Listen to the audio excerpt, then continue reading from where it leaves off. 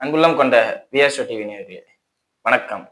திருவரங்கம் ஸ்ரீ ரங்கநாத சுவாமி துணையுடனும் பழனி ஸ்ரீ பாலதந்தாயுத சுவாமி அருளுடனும் நான் உங்கள் ஜோதிடர் வெங்கடேஸ்வரன். இப்ப நம்ம எதை பத்தி பார்க்க போறோம்னா சித்திரை மாத பலன்களை பத்தி பார்க்க போறோம். பலன்களை பத்தி பார்க்கறதுக்கு முன்னாடி இந்த சித்திரை மாதத்துல எந்தெந்த கிரகங்கள் எப்பப்ப பயிற்சி ஆகுது அப்படிங்கிறத முதல்ல பார்ப்போம். சூரிய பகவானானவர் மேசராசியில சஞ்சரிக்கிற மாதம் தான் சித்திரை மாதம். செவ்வாய் பகவானானவர் மீனராசியில இருக்கார். சித்திரை 28க்கு பின் மேசராசியில ஆட்சி பலத்துல வரார் அப்படிங்கறது சொல்லலாம். அப்ப சூரியனும் செவ்வாயும் 28க்கு பின் சித்திரை 28க்கு பின் சேர்ந்து இருக்காங்க அப்படிங்கிறத சொல்லலாம். சரிங்களா?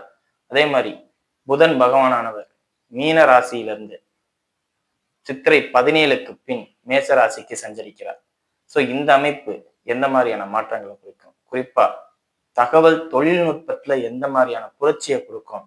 சூரியன் செவ்வாய் சேர்றதுனால புரட்சிகரமான அமைப்பு கொடுக்கும். எந்த மாதிரி இருக்கும்? இது மட்டும் இல்லாம சுக்கிர பகவானவர் சித்திரை 6ஆம் தேதியே ரிஷபராசியில சஞ்சரிக்கிறார். குரு பகவானவர் மிதுன ராசியில அப்படியே இருக்கார். எந்த மாற்றமும் இல்லை. சரிங்களா? அதே மாதிரி சனி பகவானவர் மீன ராசியில இருக்கார். ராகு பகவானவர் கும்பராசியிலையும், கேது பகவானவர் மேசராசியில சிம்ம ராசியிலையும், சந்திர பகவானவர் 27 நட்சத்திரத்திலையும் இந்த மாசத்துல 12 ராசிகளுக்கும் போயிட்டு வருவார். அப்படிங்கிறதுல எந்த மாற்றமும் இல்லை. சோ இதுதான் இந்த காலகட்டத்தோட கிரக பெயர்ச்சி காலகட்டங்கள். கிரக இணைவு நடக்கிறதுன்னு பார்த்தோம்னா சூரியன் புதன் செவ்வாய் இணைகிறாங்க. ஸோ இந்த அமைப்புகளால எந்த மாதிரியான மாற்றங்கள் நடக்கும் அப்படிங்கிறத 12 ராசிகளுக்கும் பார்ப்போம். பொது பலனானது, அதாவது இந்த வருடத்துடைய பொது பலனானது நம்ம ஆல்ரெடி ஒரு வீடியோல போட்டிருக்கோம். அந்த வீடியோட டிஸ்கிரிப்ஷனை வேணா கீழே லிங்க்ல டிஸ்கிரிப்ஷன்ல போட்டு வைக்கிறேன், போய் பாருங்க. இப்போ வாங்க 12 ராசிகளுக்கும் உண்டான பலன்களை பார்ப்போம்.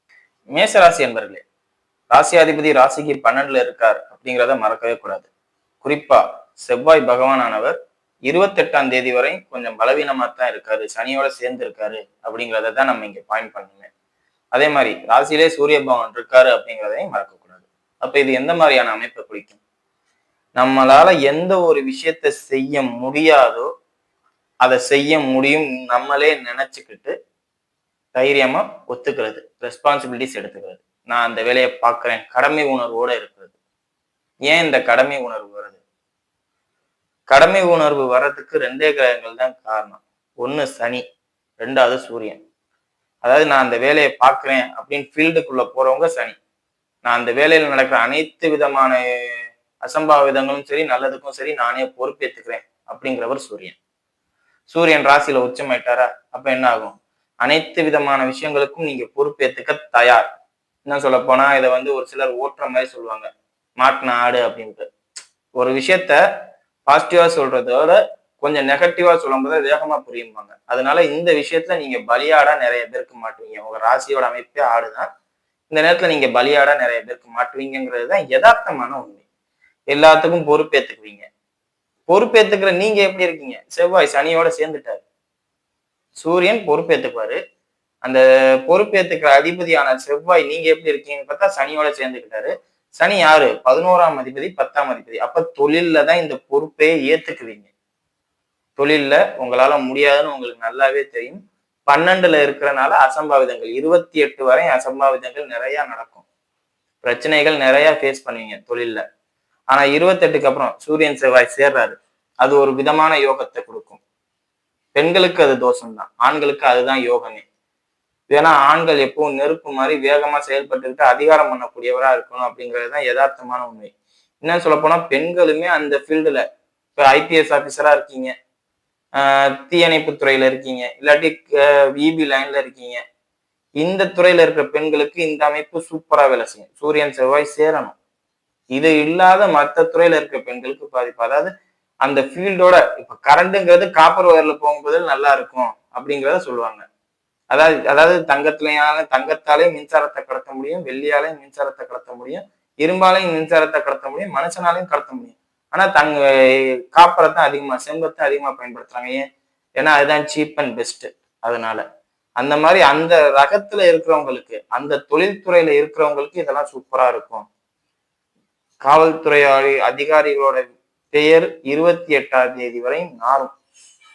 காவல்துறை சம்பந்தப்பட்ட அமைப்புகள்ல, இபி லைன் சம்பந்தப்பட்ட விஷயங்கள்ல இருக்கும் மேசராசினருக்கு நிறைய பாதிப்புகள் வரும். 28க்கு பின் எல்லாம் மாறும்.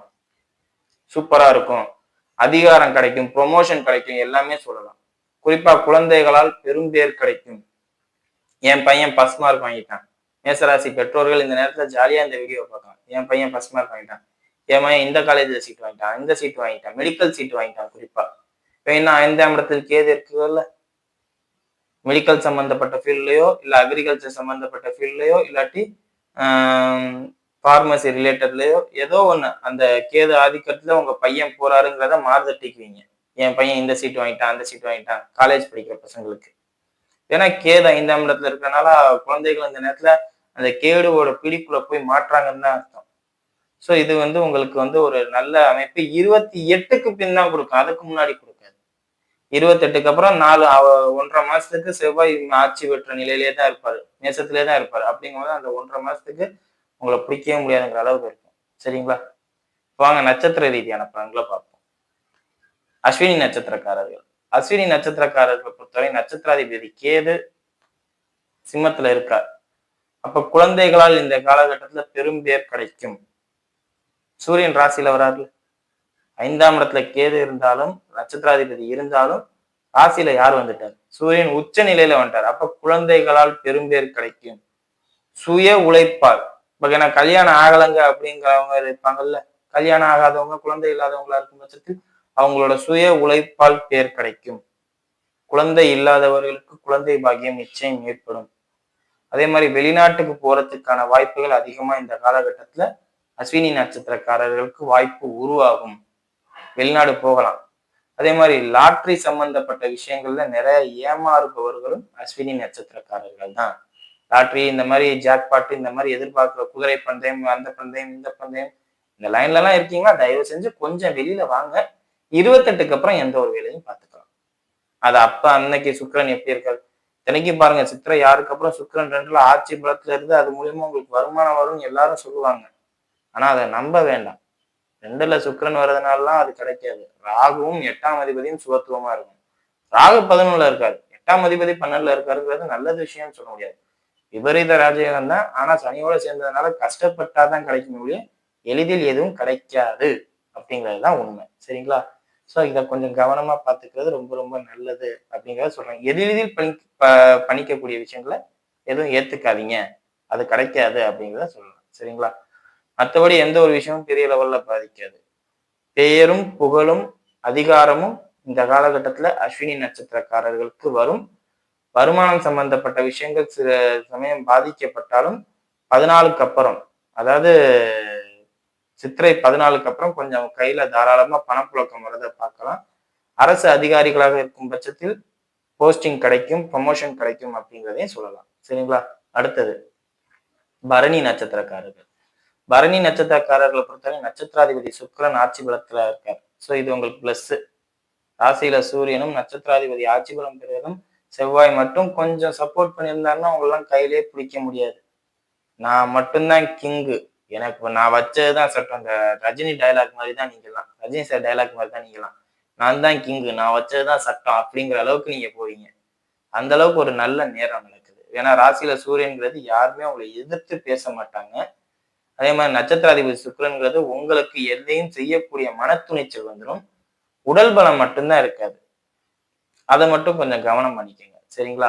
குழந்தை இல்லாதவர்களாக இருக்கும் பட்சத்தில் குழந்தை பாக்கியம் நிச்சயம் ஏற்படும் இந்த காலகட்டத்துல அப்படிங்கிறத சொல்லலாம். சரிங்களா? அதே மாதிரி சித்திரை 14க்கு பின் வெளிநாட்டு பிரயாணம், இல்ல வெளியூர் பிரயாணம், இல்ல வெளிமக்களின் ஆதரவு, அதாவது உங்க சொந்தம் உங்க உங்க சரௌண்டிங்ஸா இருக்க மாட்டாங்க, வெளிமக்கள் ஆதரவால ஒரு மிகப்பெரிய விஷயங்கள் கிடைக்கும், ஒரு நல்ல விஷயங்கள் கிடைக்கும். இப்போ ஒண்ணும் இல்லை, உங்களுக்கு லாட்டரி டிக்கெட் வாங்குற பழக்கமே இருக்காது. யாரோ ஒருத்தர் இந்தாங்க இந்த லாட்டரி டிக்கெட் வாங்கன்னு சொல்லி உங்களை கம்பல் பண்ணி வாங்க வைக்கிறாங்க. திரும்பவும் சொல்றேன், உங்களுக்காண்டி நீங்க வாங்கியிருக்க மாட்டீங்க, உங்க சரௌண்டிங்ஸ்காண்டி நீங்க வாங்க, யாரோ ஒருத்தரோட கட்டாயத்துக்காண்டி வாங்கியிருப்பீங்க. அதுக்கு ஜாக்பாட் அடிக்கலாம், சொல்ல முடியாது. ஏன்னா இந்த அமைப்புகள் தான் இந்த மாதிரி நேரத்துல கொடுக்கும். பிறருடைய கட்டாயத்தினால் நான் இதை செஞ்சேன், அது செலவாயிரும் நான் நினைச்சுட்டு தான் செஞ்சேன், ஆனா வருமானம் ஆயிருச்சு. கொஞ்ச நேரத்துக்கு முன்னாடி ஆரம்பத்துல பொதுவா சொல்லியிருப்பேன், மேசராசிக்கு பலியாட ஆகிறேன். இந்த நேரத்துல நீங்க பலியாடா போறதே உங்களுக்கு பெரிய லெவல்ல ஜாக்பாட் கிடைக்கும். இது அஸ்வினிக்கு சொல்ல, கார்த்திகைக்கு சொல்ல மாட்டேன், பரணிக்கு சொல்லுவேன். ஏன்? சுக்கிரன் ஆட்சி பலத்துக்கு வந்துட்டார். உங்க நட்சத்திராதிபதி நீங்க தாங்க எல்லாமே. இந்த லக்ஸூரியஸா வாழ்றவங்க, ஈஸியா கிடைக்கிறவங்க, பிறர் பொறாமைப்படக்கூடிய அளவுக்கு வாழ்பவரே சுக்கிரன் தான். பரணி, பூரம், புராட நட்சத்திரக்காரர்கள் தான். ஏன்னா அவங்களுக்கு இயல்பாவே அது கிடைக்கும். அதனால பிறருடைய கட்டாயத்தில் நீங்க செய்யும் போதுல உங்களுக்கு எல்லாம் இந்த காலகட்டத்துல நல்லா இருக்கும் அப்படிங்கிறத சொல்லலாம். திருமணம் சம்பந்தப்பட்ட அமைப்பு மட்டும் இந்த காலகட்டத்துல பேச வேண்டாம். அது பெரிய அளவுல பாதிப்பு கொண்டு விட்டாலும் கொண்டு விட்டுரும். சரிங்களா? அடுத்தது கார்த்திகை நட்சத்திரக்காரர்கள். கார்த்திகை நட்சத்திரக்காரர்களை பொறுத்தவரையும் நீண்ட நாட்களாக இருந்த பிரச்சனைகள் தீர்வுக்கு வரும். மனக்குழப்பங்கள், பிரச்சனைகள் எல்லாம் தீர்வுக்கு வரும். தாய் தந்தையருடைய உடல்நிலை மட்டும் ரொம்ப ரொம்ப எச்சரிக்கையா பார்த்துக்கணும் அப்படிங்கிறத சொல்லணும். தாய் தந்தையரோட உடல்நிலை கவனம் ரொம்ப தேவை. அதே மாதிரி தொழில்ல இந்த நேரத்துல பொடி கட்டி பறக்கிற அளவுக்கு சூழ்நிலை நடக்கும். இல்லாட்டி தொழிலால் உங்களுக்கு பெயர் கிடைக்கும், தொழிலால் உங்களுக்கு எல்லாமே கிடைக்கும். இன்னும் சொல்ல போனா உங்களுக்கு தொழிலால உங்க பேர் நிலைத்து நிற்கிற அளவுக்கு ஒரு சூழ்நிலை நடக்கும். அப்படிதான் சொல்லணும். தொழில கொடி கட்டி பறப்பேன் அப்படி இப்படின்னு ஆடம்பரமா சொல்றதோட இந்த ஒரு விஷயத்த சொல்லணும். சரிங்களா? உடன் பிறந்த சகோதர சகோதரிகளால் உங்களுக்கு ஏதாவது ஆதாயம் இந்த காலகட்டத்தில் நிச்சயம் உண்டு. காரணம் என்ன, புதன் 12ல இருந்தாலும் சனியோட சேர்ந்து நீச்சம் பெற்று செவ்வாயோட கட்டுப்பாட்டுக்குள்ள வந்துட்டாருங்கிறது தான் உண்மை. அப்படிங்கும்போது செவ்வாயோட கட்டுப்பாட்டுக்கு வரும்போது அவங்களால உங்களுக்கு ஆதாயம் உண்டு. அவங்க இழக்க போறாங்க, நீங்க அதனால பலனடைய போறீங்க. உங்க சகோதரர்கள் இழக்க போறாங்க, அதனால நீங்க பலனடைய போறீங்க அப்படிங்கிறதுதான் உண்மை. அதனால எந்த குறையும் இருக்காது, எல்லாம் நல்லா இருக்கும் அப்படிங்கிறதே சொல்லலாம். வருமானம் மட்டும் இந்த காலகட்டத்துல போதிய அளவு இருக்காது. பேரும் புகழும் அந்தஸ்தும் இருக்கும். ஏன்னா சூரியன் உச்சமாயிட்டாரு. ராசியாதிபதி கொஞ்சம் வீக்கா இருக்காரு. ராசியில ஒரு சூரியன் உச்சமா இருக்காரு. சோ பேரு புகழ் அதிகாரம் உங்களுக்கு கிடைக்கும். அரசாங்க வேலைக்கு கிடைக்கும். டெம்பரவரி வேலையில இருக்கவங்க அரசாங்க வேலைக்கு பெர்மனண்டா போறதுக்கு வாய்ப்பு இருக்கு. இந்த மாதிரி அமைப்புகள்லாம் கிடைக்கும். ஸோ இதெல்லாம் உங்களுக்கு பிளஸ். மைனஸ்ன்னு பார்த்தோம்னா உங்களோட டார்ச்சர் தாங்க முடியாம நிறைய பேர் அந்த இடத்துல இருக்க மாட்டாங்க. குறிப்பா பெண்களுக்கு கார்த்திகை நட்சத்திரக்காரர்களுக்கு இந்த காலகட்டத்துல கணவரை கொஞ்சம் மதிக்க கத்துக்கங்க. இல்லாட்டி கணவர் உங்களை விட்டு பிரிஞ்சு போற தன்மையிலயோ இல்லை நீங்க கணவரை விட்டு பிரிஞ்சு போற தன்மையிலயோ வந்துருவீங்க. ஸோ கொஞ்சம் கவனம் தேவை. சரிங்களா? மற்றபடி எந்த ஒரு பாதிப்பும் இல்லை. வீடியோ இப்பதான் ஃபர்ஸ்ட் டைம் பார்க்கறதா இருந்தா லைக் பண்ணுங்க, ஷேர் பண்ணுங்க, கமெண்ட் பண்ணுங்க. சேனலை மறக்காம சப்ஸ்கிரைப் பண்ணுங்க. வேற எதுவும் ஜோதிராசனிக்கு கீழே ஒரு நம்பருக்கு கால் பண்ணுங்க.